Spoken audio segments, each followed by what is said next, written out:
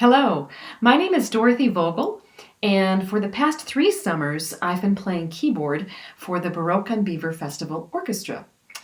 This past summer, we were unable to be on the island, and I have to say that I really missed being there. I missed the scenery, I missed conversations with friends, and most of all, I missed the warm and wonderful reception and support that we received from our audience members. So I'm really looking forward to returning this summer. And in the meantime, we have this video for you. In this video, I will be performing with violist Kim Teachout, and Kim will share a few comments about the piece that we're going to play in just a moment.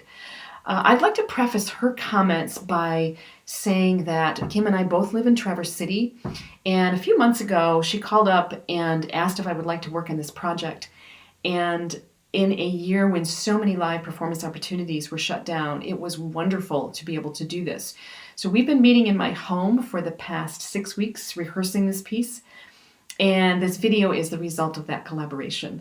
I hope you enjoy it, and here's Kim to share a little bit of information about the piece. Hello, my name is Kim Teachout, and this past summer would have been my third summer playing in the viola section at Baroque on Beaver. From the first summer I participated, I absolutely fell in love with the festival and the island, and it quickly became something I look forward to every year. Truth be told, out of every musical event, gig, or job that was canceled this past year in my life due to COVID-19, Baroque on Beaver was the one that I felt the most. The gig that I was truly sad to lose. It's the one where I finally cried when I found out it was canceled.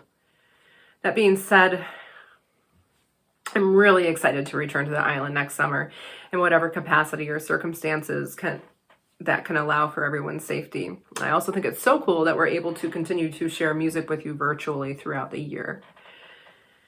A little bit about the piece and the composer that Dorothy and I prepared for you. Benjamin Dale's Suite for Viola and Piano was written in 1906. Dale was a British composer who lived from 1885 to 1943. His father was an amateur musician, a church organist, and a composer of Methodist hymns.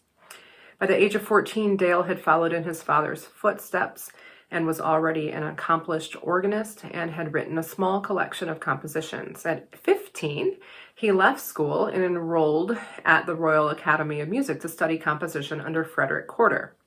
He worked on several compositions while studying at the Academy, which included his first published work, his piano sonata in D minor, which he dedicated to the pianist York Bowen.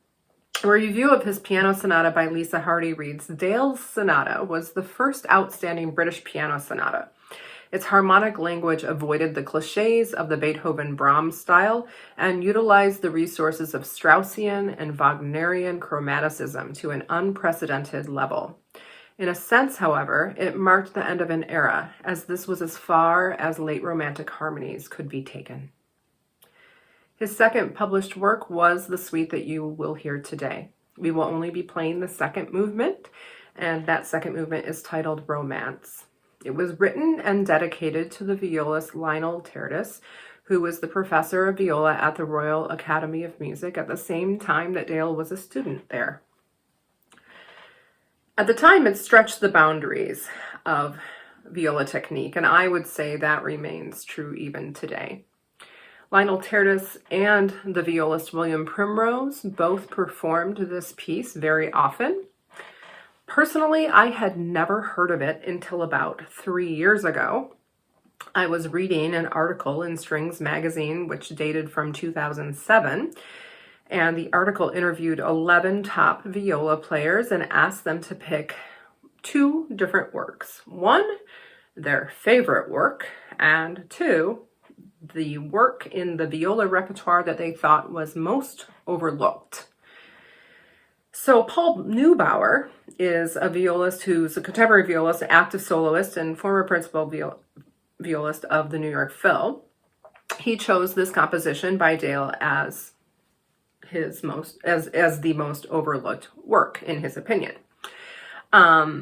So when I read articles like that, and in an effort to kind of expand my repertoire, and I encounter a piece that I've never heard before, I get curious and I start spending money and ordering things. So that's exactly what I did. I ordered it, and along with some other works that other violists had recommended as well. and I didn't touch it for 3 years. I think I probably got 5 or 6 works in that mailing package, so there was a lot of repertoire to cover. And I just started to look at it last summer and discovered that the second movement was absolutely gorgeous. Looked up some recordings and decided I would like to work on that. I didn't know what capacity I would be able to work on it in, and when we heard about the recording projects for Baroque on Beaver, Dorothy and I thought that this would be ambitious but really fun endeavor to try and put together a decent recording of this romance. So please enjoy the second movement in Benjamin Dale's Suite for Viola and Piano, and thank you so much for listening.